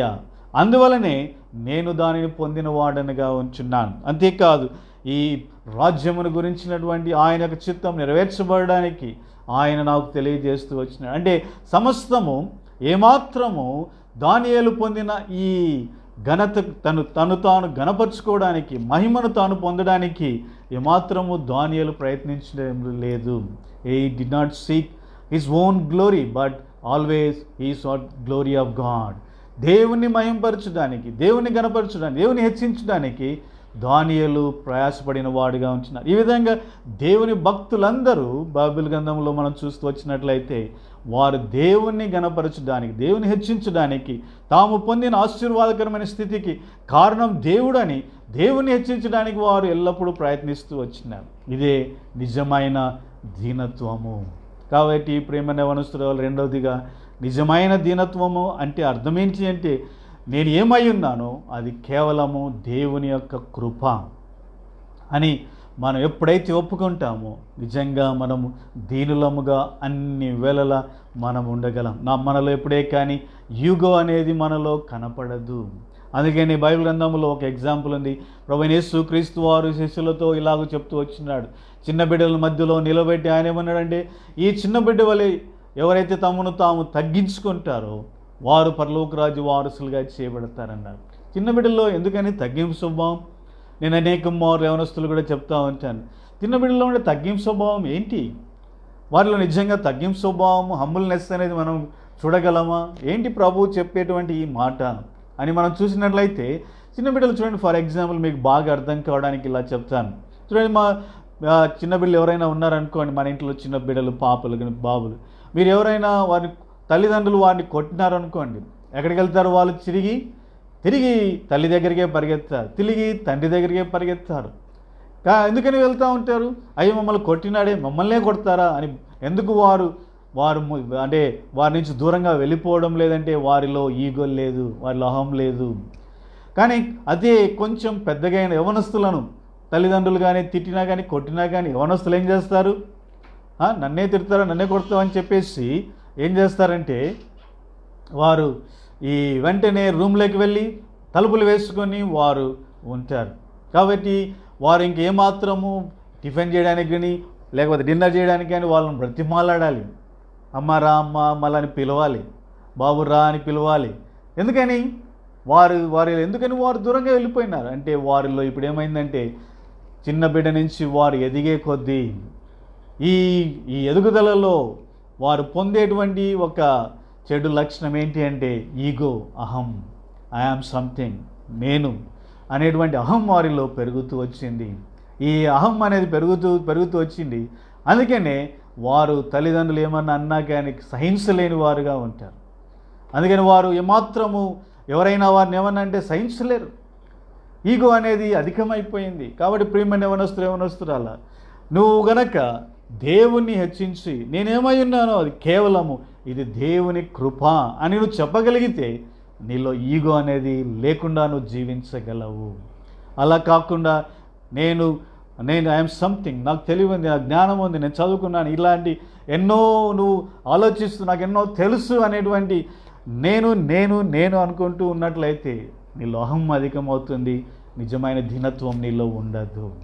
కాబట్టి రెండవదిగా మనం గ్రహించవలసిన సత్యం ఏంటి అంటే we should always say whatever I am it is because of the grace of God. నేనేమై ఉన్నానో అది దేవుని యొక్క కృప అని మనం ఎల్లప్పుడూ చెప్పేవారముగా మనము ఉండాలి. కాబట్టి ప్రియమైన యవనస్తురాల, ఈ సమయంలో మనం గ్రహించవలసిన సత్యం ఏంటి అంటే మనం ఎల్లప్పుడూ దీనులుగా మనం ఉండాలి. మొట్టమొదటిగా దీనత్వం అంటే అర్థం ఏంటి అంటే మన యొక్క పాప స్థితిని మనం గ్రహించాలి. రెండవదిగా మన యొక్క దీనత్వం అంటే ఏంటి అంటే మనం ఏమై ఉన్నామో అది కేవలము దేవుని కృప అనేది మనము గ్రహించి ఒప్పుకునే వారముగా ఉండాలి. మూడవదిగా మనం చూసినట్లయితే దీనత్వము అనే దానికి మరొక అర్థము బైబిల్ గ్రంథంలో మరొక వ్యక్తిని గురించి ఇలాగ చెప్పబడుతూ వచ్చింది. సంఖ్యాకాండములో మోషే గురించి దేవుడు ఇలా తెలియజేస్తూ వచ్చినాడు. మోసెస్ గురించి ఏమని రాయబడుతూ వచ్చిందంటే మోసే మనుషులందరిలో మిక్కిలి సాత్వికుడు అని దేవుని వాక్యము తెలియజేయచ్చు వచ్చింది. సంఖ్యాకాండము 12వ అధ్యాయం 3వ వచనం, book of Numbers chapter 12 verse 3. యెహోవా మాట వినెను, మోషే భూమి మీద ఉన్న వారందరిలో మిక్కిలి సాత్వికుడు. కాబట్టి మోషే is a man with meekness, is a man with humility, ఈ మ్యాన్ విత్ హంబల్నెస్. ఇక్కడ మోషే ఉన్నటువంటి దీనత్వం ఏంటి? ఎందుకని దేవుని వాక్యం మోసెస్ గురించి ఇలాంటి మాటలు చెప్పబడుతూ వచ్చింది. ఇక్కడ ఉన్నటువంటి దీనత్వానికి మరొక అర్థం మనం చూస్తూ వచ్చినట్లయితే ఈ మీక్నెస్ లెస్ సాత్వికుడు అనే మాటకు అర్థం మనం సాధారణంగా చూసినట్లయితే is a being tamed person, సాధువుగా చేయబడిన వ్యక్తి. ప్రియమైన యవనస్తురాల, మానవులందరము జన్మించిన వెంటనే మనలో ఒక విధమైనటువంటి మన యొక్క ఉద్రేకపూరితమైన గుణలక్షణాలు అనేకము ఉంటాయి. కాబట్టి మన పాత పాప స్వభావం బట్టి మనలో కోపాలు ఉంటాయి, మనలో ఉద్రేకాలు ఉంటాయి. నేను చేయగలను, సాధించగలను అనేటువంటి ఇలాంటి ఎన్నెన్నో మనలో అంతరంగంలో ఎన్నో ఉంటాయి. నన్ను ఎవడేం చేయలేడు అనేటువంటి స్వభావాలు. ఈ విధంగా కొన్ని శరీర సంబంధమైన గుణలక్షణాలు, ఉద్రేకాలు మనలో ఎన్నో ఉంటాయి. కాబట్టి ఇప్పుడు నిజమైన దీనత్వము అంటే అర్థం ఏంటో తెలుసా? ప్రభువును అంగీకరించిన తర్వాత పరిశుద్ధాత్మ ద్వారా, దేవుని యొక్క శక్తి ద్వారా నువ్వు ఈ ఉద్రేకపూరితమైనటువంటి వాటి నుంచి విడుదల పొంది నువ్వు జీవించేవాడుగా నువ్వు ఉండాలి. వాటి నుంచి విడుదల పొంది నువ్వు సాధువు చేయబడిన వ్యక్తిగా నువ్వు ఉండాలి. అదే నిజమైన దీనత్వము. చూడండి, మీకు ఒక ఉదాహరణ చెప్తాను బాగా అర్థం కావడానికి. చూడండి, ఈ సర్కస్లలో మీరు చూస్తూ ఉంటారు సింహాలు, పులులు. వారు ఒక్క మానవుడు కేవలము ఒక చిన్న కొరడాతో వాటిని కంట్రోల్ చేస్తూ ఉంటాడు. నిజంగా కొరడాకు భయపడతాయా సింహాలు, పులులు? అయినా కానీ అవి ఆ మానవుడి కొరడాతో అవి భయపడి అవి నిలబడుతూ ఉంటాయి. వాళ్ళు చెప్పిందల్లా చేస్తూ ఉంటాయి. ఆ రింగులలో దూకమంటే దూకుతాయి, స్టూల్ మీదకి ఎక్కమంటే ఎక్కుతాయి. ఈ విధంగా వాళ్ళు చెప్పిందంతా చేస్తూ ఉంటాయి. కానీ సాధారణంగా ఈ సింహాల యొక్క గుణలక్షణాలు మనం చూస్తూ వచ్చినట్లయితే ఈ సింహాల యొక్క సాధారణమైన అంటే ద న్యాచురల్ వారి యొక్క బిహేవియర్ కానీ క్యారెక్టర్ కానీ అవి సాధు కాదు. దే ఆర్ వైల్డ్ అనిమల్స్, క్రూర మృగాలు అవి. వాటిలో ఉండేటువంటి స్వభావం అంతా క్రూరమై అది దాడి చేయడమే వాటిలో ఉండేటువంటి గుణలక్షణం. వాటిని మమ్మల్ని ఎవడో చేయలేడని గర్జించుకుంటూ ముందుకు రావడమే వాటి యొక్క గుణలక్షణం. కానీ ఎలాగా అవి సర్కస్లో ఇలాగ మానవుని యొక్క మాటలు వింటూ ఉంటున్నాయి? ఒక్క మానవుని చేతిలో అన్ని సింహాలు, పులులు మాట వింటున్నాయి. చూసినట్లయితే ఇక్కడ జరిగినటువంటి కార్యం ఏంటి అంటే అవి సాధు చేయబడినవిగా ఉంటున్నాయి. ఒకప్పుడు wild animals, now they became అంటే సాధారణమైన అంటే మన ఇళ్ళల్లో పెరిగేటువంటి సాధు జంతువులుగా అవి మార్చబడినవిగా ఉంటున్నాయి. అందుకనే ఇప్పుడు వాటి స్వభావాన్ని పక్కన పెట్టి సాధు జంతువుల్లాగా ప్రయత్నిస్తూ ఉన్నాయి, చెప్పిన మాట వింటున్నాయి, మానవునికి లోబడుతూ ఉంటున్నాయి. కాబట్టి ప్రేమైన యవనస్తుల నిజమైన వినయము లేదా నిజమైన సాత్వికము, నిజమైన దీన మనస్సు అంటే ఇదే. నీ జీవితంలో ప్రభువుని అంగీకరించే ముందు నీలో ఒక స్వభావం ఉంది, ఒక ఉద్రేకపూరితమైన స్వభావం ఉంది, నీలో కోపాలు ఉంటాయి, నీలో క్రూరమైన స్వభావం ఉంటుంది, నీలో ఇతరులను రెబెలిస్గా బిహేవ్ చేసే స్వభావం ఉంటుంది, ఇతరులను ఎదిరించి మాట్లాడే స్వభావం ఉంటుంది, ఇతరులకు లోబడని స్వభావం ఉంటుంది, లేకపోతే ఇతరుల మీద దాడి చేయాలనే స్వభావం ఉంటుంది, లేకపోతే మరి యొక్క ఇతరులకు హాని చేయాలనే స్వభావం ఉంటుంది, లేకపోతే ఎన్నో ఉంటాయి. నన్ను ఎవడేం చేయలేడు, నేను ఏదైనా చేయగలను అనేటువంటి స్వభావాలు నీలో ఉంటాయి.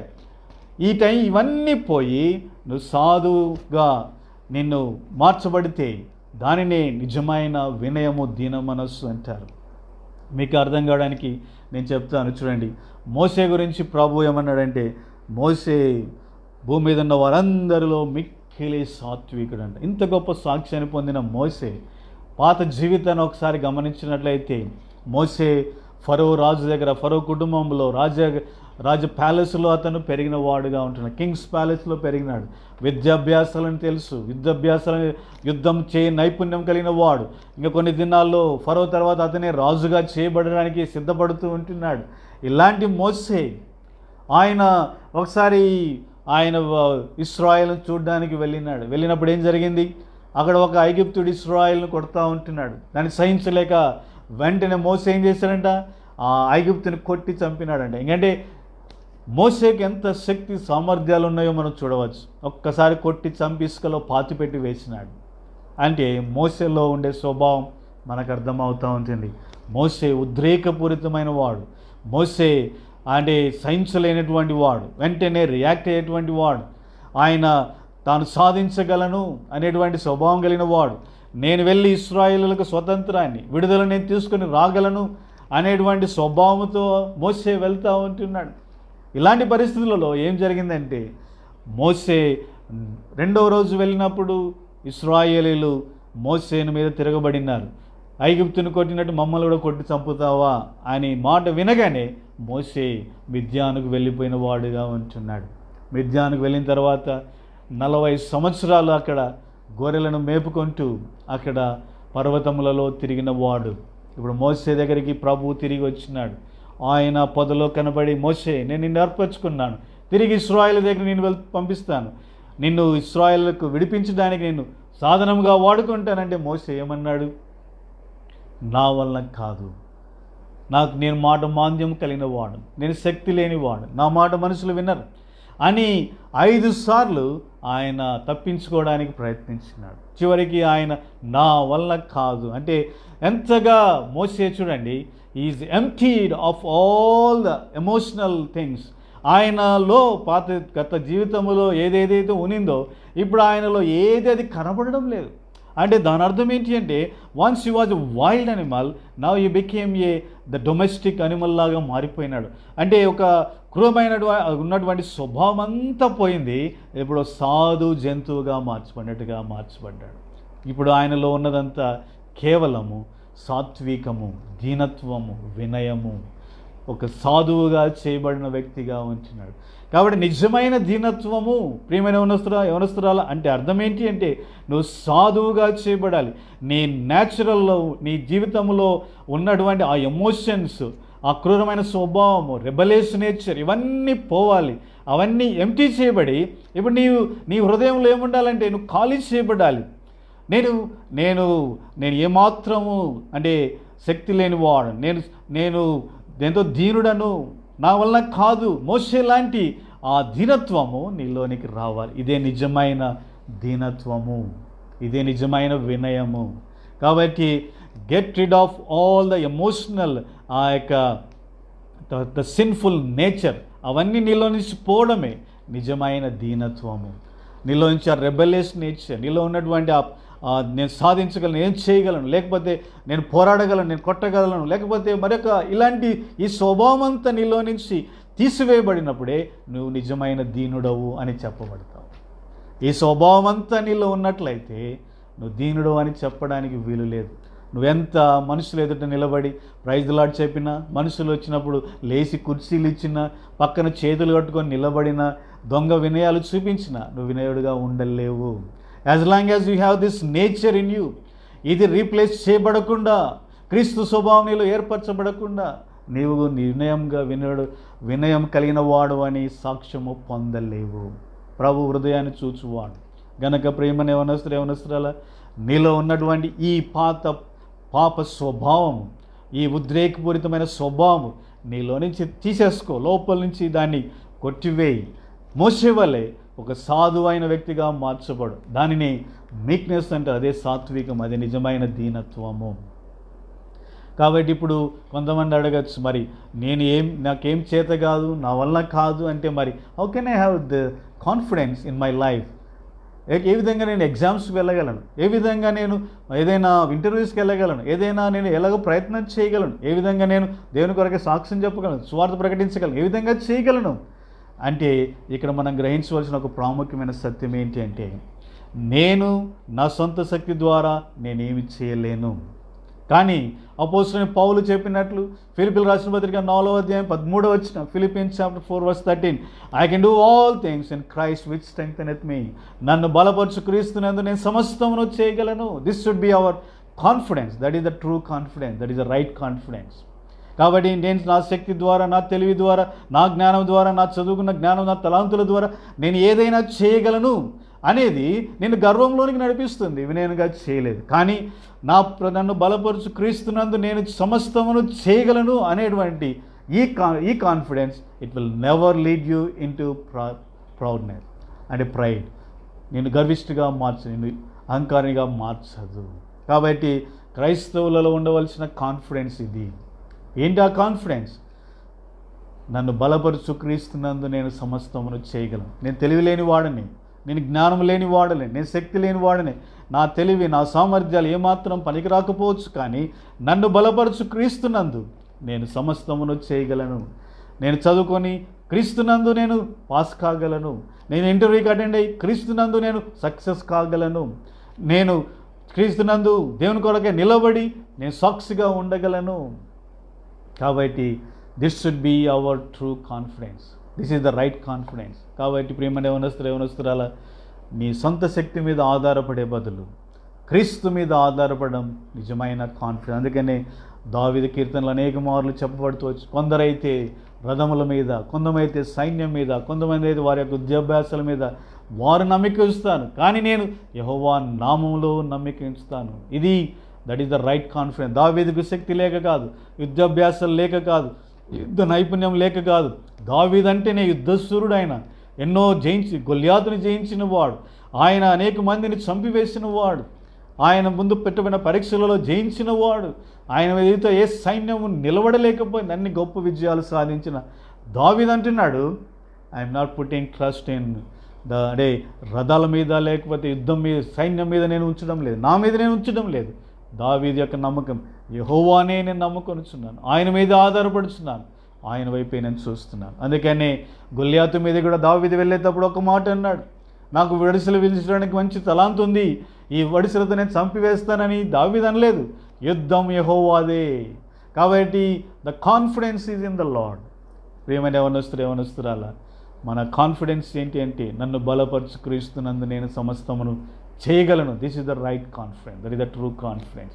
కాబట్టి ఇలాంటి కాన్ఫిడెన్స్తో మనం ముందుకు సాగగలిగితే ప్రభు ద్వారా మనం సహాయం పొందుతాం. అంతేకాదు మనం దీనులుగా ఉంటాం, మనం ఎప్పుడే కానీ గర్విష్ఠులముగా జీవించము. కాబట్టి మూడవదిగా నిజమైన దీనత్వము అంటే అర్థం ఏంటి అంటే, మనలో ఉన్న పాప స్వభావము తీసివేయబడి సాధువుగా మనం మార్చబడమే నిజమైన దీనత్వము. కాబట్టి నీ జీవితంలో ఎలాగున్నావు? నువ్వు సాధువుగా చేయబడిన వ్యక్తిగా ఉంటున్నావా? ఎవరైనా ఒక మాట అంటే తిరగబడుతూ ఉంటున్నావా? దాన్ని దావీదు వల్లే నేనేమి చేసి తిని మాట మాత్రం పలికెత్తిన అనే దీనత్వం మీలో ఉంచినదా? ఏదైనా ఒక సందర్భం వచ్చినప్పుడు నేను వాడిని ఏమైనా చేసి సాధించగలను అనే స్వభావం ఉంటుందా? లేకపోతే నేను క్రీస్తు వల్లే జీవించాలి అనేటువంటి ఆలోచన నీలో ఉంటున్నదా? క్రీస్తు కొరకైనా జీవించాలి, క్రీస్తు మార్గంలోనే నడుచుకోవాలనే ఆలోచనలు నీలో ఉంటున్నాయి. కాబట్టి జాగ్రత్తగా పరిశీలించుకో. కాబట్టి unless you replace the old sinful wild nature with meekness you cannot be a humble person. నీ జీవితంలో దీనత్వం కలిగిన వాడుగా ఉండలేవు. తర్వాత 4వదిగా నిజమైన దీనత్వం యొక్క మరొక అర్థాన్ని క్లుప్తంగా నేను మీకు తెలియజేసి ముగిస్తాను. ఫిలిప్పీయులకు రాసిన పత్రిక 2వ అధ్యాయంలో కూడా ప్రభువైన యేసుక్రీస్తు వారిని గురించి కూడా ఒక మాట రాయబడుతూ వచ్చింది. ఆయన గురించి ఏమని రాయబడుతూ వచ్చిందంటే, let us turn to Philippians chapter 2, ఫిలిప్పీయులకు రాసిన 2వ అధ్యాయం 8వ వచనము. మరియు ఆయన ఆకారమందు మనుష్యుడిగా కనబడి మరణం పొందినంత కనుక శిలువ మరణం పొందినంత విధేయత చూపిన వాడు తన్ను తాను తగ్గించుకునేను. ప్రభువు కూడా తను తాను తగ్గించుకున్నాడంట. నిజంగా ప్రభువులో మనం ఎంతో దీనత్వాన్ని చూడవచ్చు. ఆయన దీనుడిగా చేయబడినాడు. ఆయన ఈ యొక్క పశువుల పాకలో జన్మించినాడు. ఆయన పరలోకాన్ని విడిచిపెట్టినాడు, మహిమను విడిచిపెట్టినాడు. ఆయన దరిద్రుడిగా చేయబడుతూ వచ్చినాడు. తను ఎంతగానో దీనునిగా చేసుకున్నాడు. ఎక్కడే కానీ తన శక్తిని, తన యొక్క సామర్థ్యాలను, తన యొక్క సొంత అంటే మహిమ కొరకు ఆయన ఎప్పుడే కానీ వాడుకొనలేదు. దేవుని చిత్తాన్ని నెరవేర్చడానికి అన్ని వేళ జీవిస్తూ వచ్చినాడు. ప్రభువుని గురించి చెప్పబడిన మాట ఏంటంటే తను తాను తగ్గించుకున్నాను. ఏంటి ప్రభు తగ్గించుకోవడము? ఆయనలో పాపం లేదు. ఆయన పాపిగా అనుకోవడానికి, నేను పాపంతో పుట్టినవాడని చెప్పడానికి ఆయనలో పాపం లేదు. అంతేకాదు ఆయన ఏమై ఉన్నాడో, ఆయన దేవుడు గనుక, ఆయనకు సమస్తం ఆయన దేవునితో సమానుడు గనుక ఆయన నేనేమై ఉన్నాను, దేవుని కృప వలన అయ్యున్నాను అని చెప్పడానికి లేదు. ఎందుకంటే ఆయనే దేవుడైన వాడుగా ఉంటున్నాడు. కాబట్టి దేవునితో సమానంగా ఉంటున్నాడు. కాబట్టి ఆయనకు సమస్తము ఆయన కలిగిన వాడు, ఆయన మహిమను కలిగిన వాడుగా ఉంటున్నాడు. అంతేకాదు ఆయనలో పుట్టినప్పుడు ఏదో పాప స్వభావం, వైల్డ్ నేచర్ లేదు. తిరిగి సాత్వికుడిగా చేయబడడానికి మరి క్రీస్తులో ఉన్నటువంటి తగ్గింపు స్వభావం ఏంటి? ఆయనలో ఉన్న దీనత్వం ఏంటి అంటే, ఆయనలో ఉన్న దీనత్వం is exalting the father above everything as lord.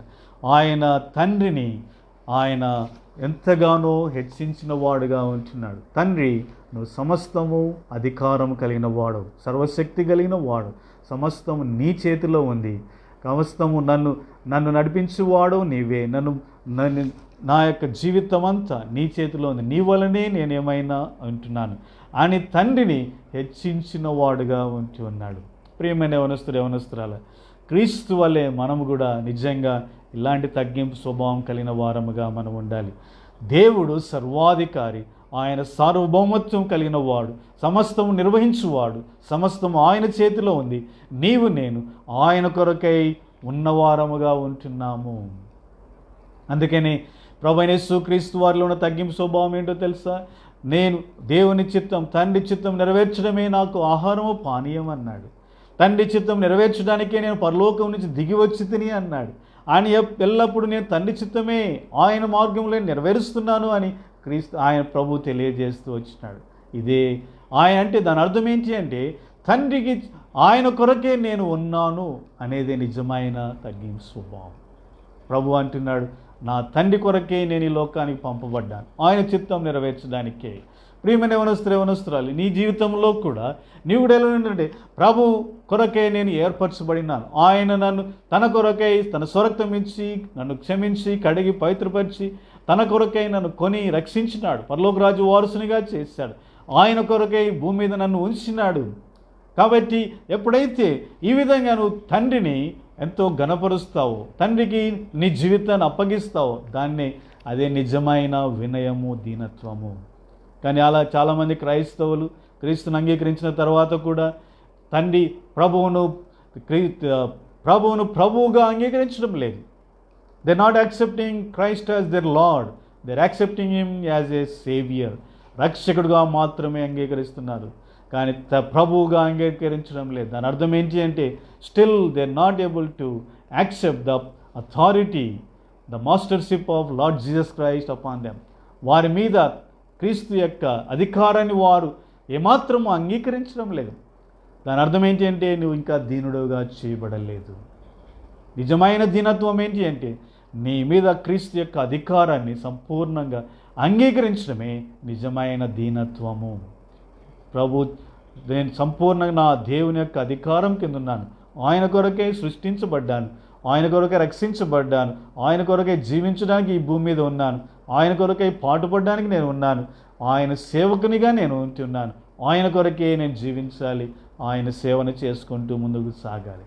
ఇదే నిజమైన దీనత్వం. ప్రభువు కూడా అలాంటి దీనత్వాన్ని ఈ లోకంలో ఉన్నప్పుడు ఆయన తన క్రియలన్నిటిలో తెలియజేసినాడు. తద్వారా ప్రభు ఎంతగానో హెచ్చించబడిన వాడుగా ఉంటున్నారు. ఫిలిప్పీయులకు రాసిన 2వ అధ్యాయం 11వ వచనంలో ఇలా రాయబడింది, ఫిలిపియన్స్ 2:11, ప్రతి వాని నాలుకయు తండ్రి అయిన దేవుని మహిమార్థమై యేసుక్రీస్తుని ఒప్పుకొనున్నట్లును దేవుడు ఆయనను అధికముగా హెచ్చించి ప్రతి నామమునకు పైనాముగా ఆయనకు అనుగ్రహించినాడు. క్రీస్తు అంతగా తగ్గించుకున్నాడు కనుక అంతగా హెచ్చించబడిన వాడుగా ఉంటున్నాడు. కాబట్టి ప్రియమైన యవనస్తురాల, నీ జీవితంలో ప్రభువును సంపూర్ణంగా ఆయన నీ ప్రభువుగా అంగీకరించిన వాడుగా ఉంటున్నావా? ఆయన అధికారం కిందికి నువ్వు వచ్చిన వాడుగా ఉంటున్నావా?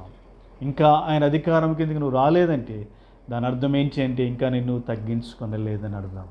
కాబట్టి నిన్ను తగ్గించుకొని ఆయన కాడి కిందికి నువ్వు వచ్చినప్పుడే దాని అర్థం ఏంటి అంటే నిన్ను తగ్గించుకున్నవాడు అని అర్థం. కాబట్టి ఈ సాయంకాల సమయమున ఈ 4 సంగతులు నిజమైన దీనత్వం ఏంటో మనకు తెలియజేసేవిగా ఉంటున్నాయి. మొట్టమొదటిగా, నేను పాప స్వభావములో పుట్టినవాడను, నా శరీరంలో పాప స్వభావం నేను కలిగిన వాడను, నేను బుద్ధిహీనుడను, దేవుని విరోధంగా పాపం చేసిన వాడను అనేది నిజమైన దీనత్వము. రెండవదిగా, నేనేమై ఉన్నానో అది కేవలము నా ప్రభు యొక్క కృప వలనే నేను అయి ఉన్నాను. నా ఉద్యోగము, నా యొక్క ఆస్తులు, నా అంతస్తులు, నా తలంతులు ఇవన్నీ కేవలము నా దేవుడు నాకు అనుగ్రహించిన కృపావరములే అని గ్రహింపు కలిగి ఉండడమే నిజమైన దీనత్వం. మూడవదిగా, పాప స్వభావం నుంచి విడుదల పొంది సాధువుగా చేయబడమే, క్రూరమైన వైల్డ్ నేచర్ నుంచి విడుదల పొంది ఎంటీ చేయబడి ఖాళీ చేయబడిన హృదయాలు కలిగి ఉండడమే నిజమైన దీనత్వము. నాలుగవదిగా మనం చూసినట్లయితే, మన దేవుని మన ప్రభువుగా అంగీకరించి ఆయన అధికారం కిందికి మనం రావడమే, ఆయన కాడి కిందికి రావడమే నిజమైన దీనత్వము. ఇలాంటి దీనత్వం మనలో ఉన్నట్లయితే ప్రభు నిజంగా మనల్ని ఎంతగానో మెచ్చుకునేవాడుగా ఉంటాడు. మన హృదయంలో ఇలాంటి వైఖరి ఉంటే ఆయన చూసినప్పుడు నిజంగా మనం దీనులముగా కనబడతాం. అప్పుడు ఆయన మనకు తన కృపను మెండుగా అనుగ్రహిస్తాడు, ఆయన సహవాసం మనకు దొరుకుతుంది. అంతేకాదు, తగిన సమయంలో ఆయన మనల్ని హెచ్చించి మనల్ని ఎంతగానో దీవించే దేవుడుగా ఉంటున్నాడు. కాబట్టి ప్రియమైన సహోదరి ప్రియమైన యవనస్తురాల, ఈ సాయంకాల సమయం నీవు కూడా ఇలాంటి దీనత్వము కలిగి హెచ్చించబడాలని ప్రభు పేరట మిమ్మల్ని అందరినీ కోరుతూ ఉంటున్నాను. అలాంటి దీనత్వం మీరు ధరించుకునడానికి, ఆ దీనత్వం ద్వారా మీరు ధరించబడడానికి ప్రభు మనందరికీ సాయం చేయను కాక. ఆమేన్. ఒకసారి కళ్ళు మూసుకునండి, మోకరించండి. విన్న మాటల ప్రకారం మన జీవితాన్ని పరిశీలించుకుందాం. మనం దేవుని మాటలు వింటూ వచ్చినాం, నిజమైన దీనత్వం ఏంటో మనము చూస్తూ వచ్చినాం.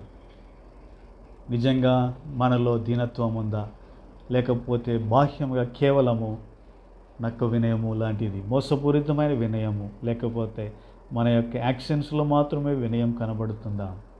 జాగ్రత్తగా మనం పరిశీలించుకుందాం.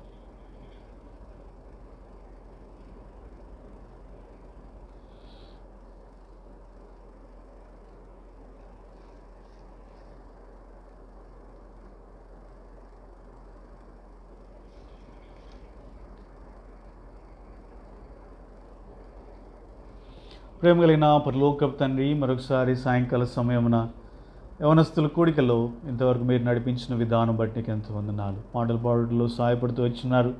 మా దృష్టికి మీరు తీసుకుని వచ్చిన లేఖన సత్యములు బట్టి నీకు ఎంతో వందనాలు. నిజమైన దీనత్వం ఏంటో మాకు తెలియజేస్తూ వచ్చినారు కనుక ప్రియమైన ప్రభువా, మేమందరము నిజమైన దీనత్వం కలిగిన వారమై జీవించడానికి సహాయపడండి. ఈ నిజమైన దీనత్వం కలిగినప్పుడే ప్రభువా మాలో క్రీస్తు గుణలక్షణాలు కనబడేవిగా ఉంటున్నాయి. ఇలాంటి దీనత్వం మాలో ఉన్నప్పుడే మీ కృపను మేము పొందేవారంగా ఉంటున్నాం. ఇలాంటి దీనత్వం ద్వారా మేము హెచ్చించబడేవారంగా ఉంటున్నాం. ఇలాంటి దీనంగా ఉన్నప్పుడే మీ యొక్క తోడు, మీ యొక్క సహాయం సమృద్ధిగా మేము పొందేవారంగా ఉంటున్నాం. తండ్రి, అనేక విధాలుగా దీవించబడే వారంగా ఉంటున్నాం కనుక తండ్రి, ప్రియమైన ప్రభువా, ఈ సాయంకాల సమయమున విన్న యవనస్తులందరినీ నీకెంత వందనాలు తండ్రి. ప్రభువా, మరి ప్రతి ఒక్కరైన దీనత్వమును వస్త్రముగా ధరించుకోవడానికి మెండైన కృపను అనుగ్రహించండి. తద్వారా మీ దృష్టిలో వారు కృపను పొందడానికి, మెప్పును పొందడానికి సహాయపడండి. ఎవరైతే మోసపూరితమైన దీనత్వంలో జీవిస్తున్నారో వారందరితో మీరు మాట్లాడండి. వారు తమ జీవితాలను సరిచేసుకోవడానికి ప్రభువా మీరే కృప చూపించండి. మోసపూరితమైన తప్పుడు వినయంతో వారు ఎనిమిది మంది బాధపడుతూ ఉంటున్నారు, మోసపోతూ ఉంటున్నాగా దయతో వారిని కనికరించండి ప్రభువా. వారి యాటిట్యూడ్ని సరి చేసుకొని సరైన దీనత్వం కలిగి వారు ఎంతగానో దీవించబడడానికి సహాయపడమని వేడుకుంటున్నాం. కనికరించండి. పరిశుద్ధాత్మ ద్వారా ఇంకను వారికి మీరు అధికంగా దీని గురించిన తండ్రి ప్రభువా మరి తాత్పర్యమును బోధించి వారిని సంపూర్ణమైనటువంటి సత్యంలోనికి నడిపించమని వేడుకొంచున్నాం. ఘనమైన దేవా కనికరంగల తండ్రి విన్న ప్రతి ఒక్కరిని దీవించి ఆశీర్వదించమని వేడుకొంచున్నాం. అలాగే ప్రభువా మరొకసారి తండ్రి నేను మీ పిల్లలకు చదువులో మంచి జ్ఞానం తెలివేచిన దయచేయండి ప్రభువా. మరి ఉద్యోగాల మెండైన నీ కృపను అనుగ్రహించండి. ఉద్యోగాలు గెలిచిన పిల్లల కొరకు ప్రార్థిస్తున్నాం, మీరే ద్వారం తెరిచి ఉద్యోగాలను అనుగ్రహించండి. వివాహాలు గెలిచిన పిల్లల కొరకు ప్రార్థిస్తున్నాం, నీ విడుదలను దీవించండి, వివాహాల విషయంలో సహాయపడి నడిపించండి. అదేవిధంగా ప్రభువా మరొకసారి కనికరమును వాత్సల్యత కలిగిన దేవా అత్యున్నతంగా హెచ్చింపిన తండ్రి నీ విడుదల పక్షంగా బలమైన కార్యములు జరిగించి మీరే మహిం పొందమని వేడుకుంటున్నాం. నీ వీళ్ళందరినీ కృపలో భద్రపరిచి కాపాడని దీవించి నడిపించండి. వారు దీనులు కలిగి ఎంతగానో హెచ్చించబడుటకు ప్రభువా మరి తోకగా కాకుండా తలగా ఉంచవాలని మీ యొక్క ఆశగా ఉంటుండగా తలగా చేయబడకు హెచ్చించబడడానికి మెండైన కృపను వారికి అనుగ్రహించమని వేడుకుంటున్నాం. దాని ప్రతి బిడ్డని నీ కృపలో భద్రపరచమని విన్న వారందరినీ పేరు పైన దీవించి ఆశీర్వదించమని వారి అక్కర్లని క్రీస్తు సాక్ష్యంలో తీర్చి మీరే మహిం పొందమని వేడుకుంటూ దయల్ని హస్తాలకు అప్పచెప్పుకుంటూ యేసు శ్రేష్టమైన నామమున స్తుతించి ప్రార్థించి అతి వినయంతో అడిగి వేడుకుంటున్నాము తండ్రి. ఆమేన్. మన తండ్రి దేవుని ప్రేమ ప్రభువైన యేసు క్రీస్తు వారి కృప పరిశుద్ధాత్మిక సన్నిధి సహవాసం మనతోని సకల పరిశుద్ధులతో ఇప్పుడు ఎల్లప్పుడు సదాకాలం తోడైండి నడిపించును గాక. ఆమేన్. ఒక ప్రత్యేకమైన ప్రకటన గమనించండి. రేపు ఉదయకాలం ఎల్షదాయి ప్రార్థనా మందిరంలో 9 గంటలకు ఆరాధన ఆరంభించబడుతుంది. ఈ యొక్క ఆరాధన ఫేస్బుక్ ద్వారా యూట్యూబ్ ద్వారా టెలికాస్ట్ చేయబడుతూ ఉంటున్నది. మీరు ఎవరైనా సంఘాలకు వెళ్లకుండా ఇళ్లలో ఉంటున్నట్లయితే మీరు కూడా ఈ యొక్క టెలికాస్ట్ ద్వారా మీరు కూడా చూసి ఆత్మీయ మేలు పొందాలని ప్రభు పేరును అందరినీ కోరుతూ ఉంటున్నాను. రేపు ఉదయకాలం 9 గంటలకు ఎల్షదాయి ప్రార్థనా మందిరంలో ఆరాధన ఆరంభించబడుతుంది. మీకందరికీ ప్రభు నామమున వందనాలు.